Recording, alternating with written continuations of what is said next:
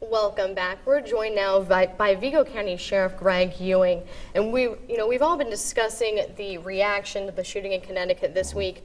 You had a pretty strong reaction on Friday evening. You said we're going to put these deputies in these schools. How's that gone this week?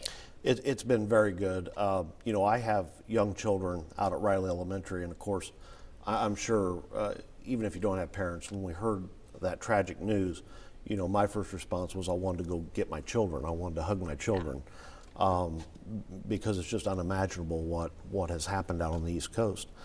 And so I knew then that parents' nerves, the children's nerves, there would be a lot of anxiousness. And so that's when I contacted the superintendent and said, this is what I want to do. I want to get my reserve staff in force and bring deputies in and put them in those schools, standing at the front, high-fiving the kids, letting them know that a little sense of calmness, maybe try to put some normalcy back into something that's really abnormal. Very, and what a great reaction, what a great way to really integrate yourself. How's it, you think it's gone really well so far? Yeah, I've had emails from staff, from parents. I received a phone call today. Mother called me thanking us for what we've done and how comforting it was to her when she, kissed her child goodbye, and I'll see you tonight, because, there's 20 parents that didn't have that opportunity. Where do you go from here, though, Sheriff Ewing? How long can you keep this up?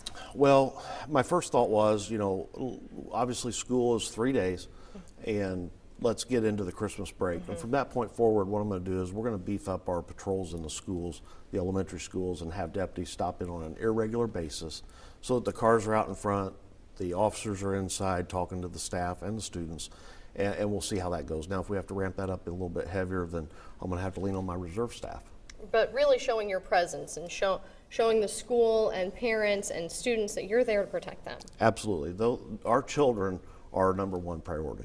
And as they should be, and this really shows. And if only this was an opportunity that everyone had. Of course, hindsight's 2020. It's great that we have the opportunity here to really make a difference. Yeah, absolutely. And the community support has been just tremendous. Well, thank you so much for joining us, Sheriff Ewing. Stay with us. News 10 will be right back.